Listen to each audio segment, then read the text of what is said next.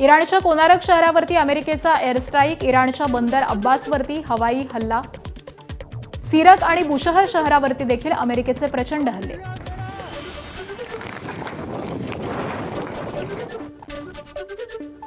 अमेरिकेचे इराणच्या दक्षिणेकडील भागांवरती हल्ले, अमेरिकेच्या हल्ल्यांमध्ये किश बेटावरती प्रचंड स्फोट, अमेरिकेच्या हवाई हल्ल्यामध्ये इराणचं मोठं नुकसान झालंय.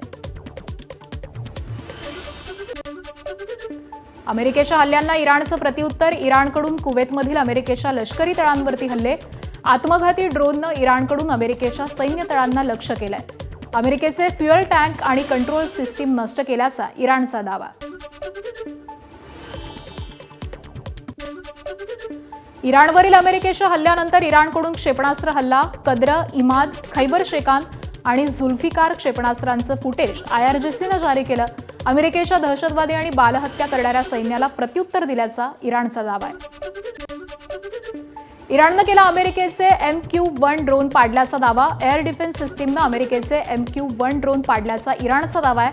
आतापर्यंत अमेरिकेचे अनेक ड्रोन पाडल्याचा इराणकडून दावा करण्यात येतोय. अमेरिकेकडे जगातील सर्वात शक्तिशाली सैन्य असल्याचा डोनाल्ड ट्रम्प यांचा दावा. इराणवरील कारवाईनंतर जगाला अमेरिकेच्या सैन्याच्या ताकदीची प्रचिती, डोनाल्ड ट्रम्प यांची माहिती.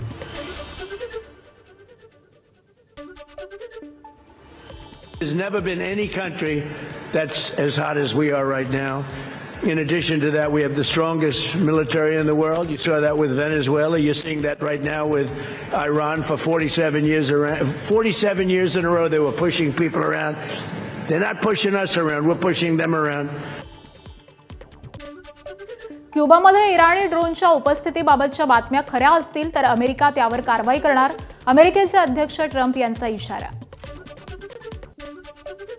इराणच्या हल्ल्यात एका भारतीय खलाशाचा मृत्यू, हॉर्मुझमध्ये UAEच्या टँकरवरती केलेल्या हल्ल्यात इतर 6 खलाशी जखमी झालेत.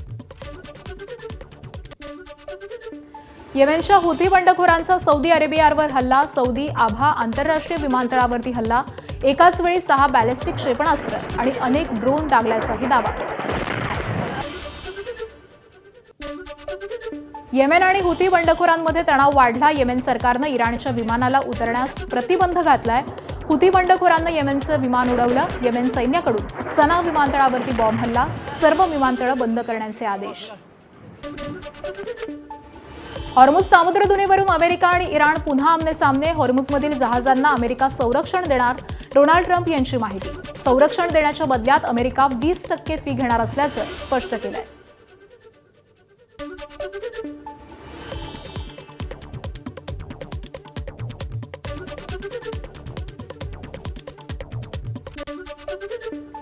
अमेरिका आणि इराणमधील युद्धाचा जागतिक बाजारावरती परिणाम, कच्च्या तेलाचे दर 9% भडकले, कच्चं तेल $82 प्रति बॅरल. पॅरिसमध्ये बॅस्टिल डेच्या पूर्वसंध्येला आयफेल टॉवरवरती 1600 ड्रोन आणि आतषबाजीचा नयनरम्य सोहळा. 13 जुलै फ्रान्सचा राष्ट्रीय दिवस, पॅरिसमधील ऐतिहासिक आयफेल टॉवर रोषणाईनं उजळलाय.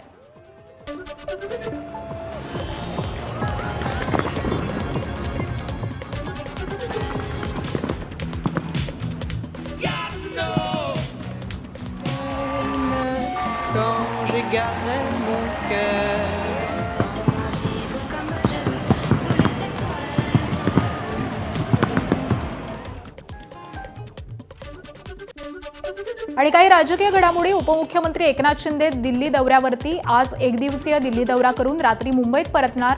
एकनाथ शिंदेंच्या दिल्ली दौऱ्याचं कारण अजूनही अस्पष्ट. ऑपरेशन टायगर नंतर शिंदेंचा पहिलाच दिल्ली दौरा. काल झालेल्या भाजप कोअर कमिटी बैठकीमध्ये राज्यातील राजकीय मुद्द्यांवरती चर्चा, राज्यात राबवलं जाणारं SIR अभियान, महामंडळ वाटप, संघटनात्मक बांधणी, विधान परिषदेच्या रिक्त जागांबाबत नेत्यांमध्ये चर्चा झाल्याची माहिती.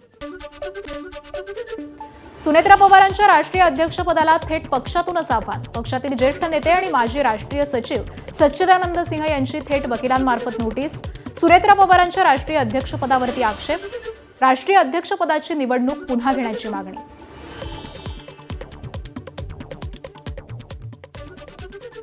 वर्किंग कमेटी की बैठक क्यों नहीं हुई और जो जनरल काउंसिल की मीटिंग हुई बॉम्बे में उसका सूचना इलेक्शन कमीशन ऑफ इंडिया को प्रदेशाध्यक्ष प्रफुल्ल पटेल के द्वारा क्यों नहीं दिया गया और धारा 29 के तहत रजिस्ट्रार को पूरी चुनावी प्रक्रिया की सूचना क्यों नहीं दी गई।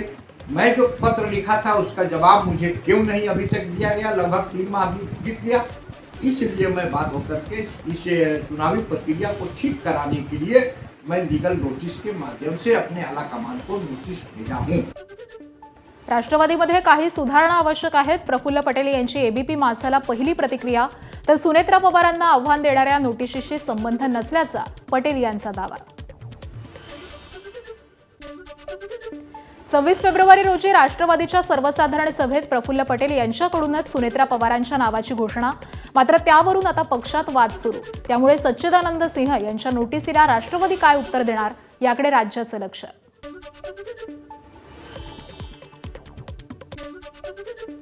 शरद पवार यांचा फोटो लावण्यावरून राष्ट्रवादीत मतभेद। राष्ट्रवादीच्या जळगावचे जिल्हाध्यक्ष संजय पवार यांनी घेतली कार्यक्रमामध्ये शरद पवारांचा फोटो लावण्याची परवानगी। शरद पवारांनी फोटो वापरण्यास मान्यता दिली आहे।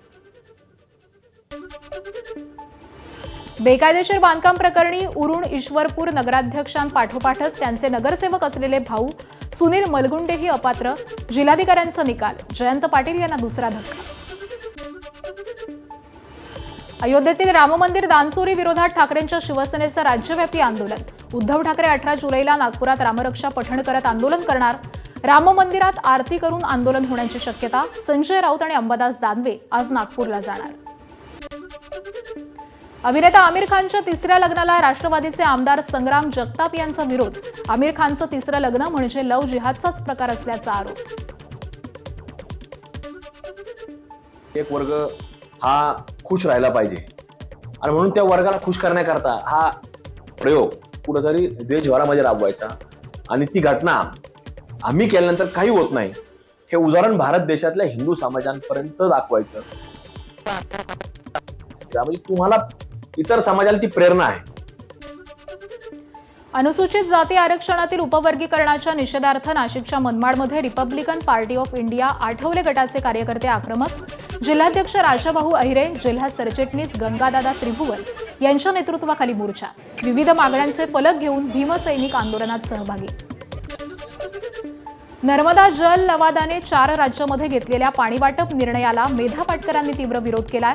नर्मदा खोऱ्यातील आदिवासींवरती अन्याय झाल्याचा मेधा पाटकर यांचा दावा। नंदुरबारचे लोक पाण्यापासून वंचित राहणार असल्याचाही दावा। महाराष्ट्राने मागितलंय 1313 कोटी, जे 6488 कोटी जंगल बुडालं त्याच्यात, आणि पुनर्वसनासाठी महाराष्ट्राने मागितले 300 कोटी, मध्य प्रदेशने मागितले 2900 कोटी। अशा परिस्थितीमध्ये उर्वरित पुनर्वसनाच्या कार्यासाठी जो पैसा मागितलेला आहे तोही देणार नाही आणि बुडीतात जी जमीन गेलेली आहे तीही त्याचाही खर्च देणार नाही, भरपाई देणार नाही। हे कसं काय झालं ठरलं हे आम्हाला कळत नाही। भाजप प्रदेशाध्यक्ष रवींद्र चव्हाण यांनी अपघातात जखमी झालेल्या वारकऱ्यांची विचारपूस केली। जेजुरी येथील अपघातग्रस्त वारकऱ्यांना रवींद्र चव्हाण यांचा दिलासा। सरकार म्हणून भाजप सर्वतोपरी मदत करणार असल्याची ग्वाही दिली आहे। राष्ट्रीय ओबीसी महासंघाच्या महाअधिवेशनाचं उद्घाटन कर्नाटकचे मुख्यमंत्री डी.के. शिवकुमार यांच्या हस्ते होणार। बबनराव तायवाडे यांच्या नेतृत्वात शिष्टमंडळानं शिवकुमार यांची भेट घेतली आहे। 7 ऑगस्ट रोजी बंगळुरूमध्ये राष्ट्रीय ओबीसी महासंघाचं 11वं अधिवेशन आहे। नागपूर महानगरपालिकेच्या उद्यानात आढळली चक्क गांजाची झाडं। भाजपचे नेते मुन्ना यादव यांच्या व्हिडिओनं खळबळ। गजानन उद्यानामध्ये 16 ते 19 वयोगटातील मुलं गांजा पिऊन धुमाकूळ घालत असल्याची तक्रार। या संपूर्ण प्रकरणाचा तपास करून दोषींवरती कारवाईची मागणी। पुण्यात सराफा दुकान फोडून 30 तोळे सोन्याची चोरी। मांजरीतल्या मुंढवा रोडवरच्या आराध्य ज्वेलर्सवरती दरोडा। भिंत फोडून दरोडेखोर दुकान आतमध्ये शिरले। लॉकर आणि दागिन्यांचं कपाटही फोडून चोरी केली। उल्हासनगरमध्ये हिट अँड रनची घटना समोर। भरधाव कारनं दुचाकीला धडक दिल्यानंतर जखमी व्यक्तींच्या अंगावरती पुन्हा कार चालवत घटनास्थळावरून पलायन। कल्याणमधील नामांकित सोने व्यापारी अविनाश मुठा यांच्यावरती आरोप करण्यात आलाय। तपास सुरू आहे। यामध्ये प्रत्यक्षदर्शी साक्षीदारांनी तसं सांगितलेलं आहे की माघार घेऊन परत गाडी घेऊन तो पुढे पळाल्याचं सांगत आहे। त्यानुसार पुढील तपास आम्ही करत आहोत। सध्या आरोपी आमच्याकडे असून त्याची वैद्यकीय चाचणी आम्ही केलेली आहे आणि त्यामध्ये पुढील अजून कायदेशीर कारवाई करतो. मुंबईतल्या चेंबूर दुर्घटनेप्रकरणी चौकशी समितीचा अहवाल समोर. कंत्राटदार जबाबदार असल्याचं निष्पन्न. उद्यान आणि रस्ते विभागाला क्लीन चिट. मुसळधार पावसात शाळेच्या बसवर झाड पडल्यानं 11 वर्षीय मुलाचा मृत्यू. लग्नाच्या आनंदावर अवघ्या 6 दिवसामध्येच दुःखाची काळी छाया पसरल्याची हृदयद्रावक घटना सोमवारी जळगाव शहरात घडली आहे. माहेरी जाण्यासाठी काकांसोबत दुचाकीवरून निघालेल्या 21 वर्षीय नववधू वैशाली भाऊसाहेब पाटील यांचा अपघातात मृत्यू झालाय. आमच्या कॉलनीचे जे रहिवासी आहेत त्यांचे आता नुकतेच विवाह पार पडला होता. 6 तारखेला विवाह पार पडला होता. विजय आणि असं नवविवाह त्यांचं नाव आहे. ते माहेरी जात होत्या आणि विद्यापीठ जवळ त्यांचा आज दुर्दैवी असा अपघात झाला. ते 2 व्हीलरवर होते आणि त्यांचा 4 व्हीलरवाल्याने त्यांना धडक दिली आणि तिच्यात नवविवाहितेचे जे नववधूचे जे काका होते रावसाहेब पाटील यांचा हे जखमी आहेत. परंतु अत्यंत दुःखाची बातमी अशी की जी नवविवाहिता आहे ती दुर्दैवाने आता या जगात नाहीये आणि त्याचा डोंगर कुटुंबावर पसरलेला आहे. नाशिक जिल्ह्याच्या येवला नांदगाव रस्त्यावरती खासगी बस उलटली. एकाचा मृत्यू, इतर प्रवासी किरकोळ जखमी. जखमींवरती नांदगाव ग्रामीण रुग्णालयात उपचार सुरू. नाशिकच्या इगतपुरीमध्ये भावली धरणावरती पर्यटनासाठी गेलेल्या पर्यटकांवरती स्थानिक टवाळखोरांचा हल्ला. पूनम भागवत आणि त्यांच्या कुटुंबियांवरती हल्ला. लाकडी काठी आणि लोखंडी रॉडनं मारहाण करण्याचा प्रयत्न. गाडीचीही तोडफोड. पोलिसात गुन्हा दाखल. हिंगोली जिल्ह्याच्या सेनगाव तालुक्यातील कोळसा गावामध्ये पालकाला बेदम मारहाण. मुलीच्या शाळा सोडल्याचा दाखला मागण्यासाठी गेलेल्या पालकाला संस्था अध्यक्ष आणि त्याच्या सहकाऱ्यांनी बेदम मारहाण केली. संस्था चालक आणि इतरांविरोधात गुन्हा दाखल. नागपूरमधील उद्घाटनाच्या काही तासांनंतर डिप्टी सिग्नल उड्डाण पुलावरती अनेकांचा धुडगूस. कोट्यवधी रुपये खर्च करून पूर्व नागपूरमधील परिसरामध्ये डिप्टी सिग्नल रेल्वे उड्डाणपूल उभारलाय. मात्र सेल्फी आणि रील्सच्या नादामध्ये सजावटीच्या ठिकाणी धुडगूस घालून रेलिंगही तोडलं.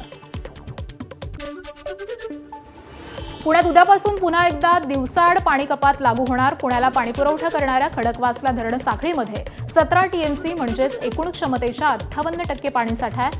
हवामान विभागानं कमी पावसाचा अंदाज व्यक्त केल्यामुळे पुन्हा पाणी कपात लागू. भंडारा शहराचा पाणी पुरवठा 2 दिवस राहणार बंद. जलशुद्धीकरण केंद्राची साफसफाई आणि देखभाल दुरुस्तीच्या कामामुळे पालिकेचा निर्णय.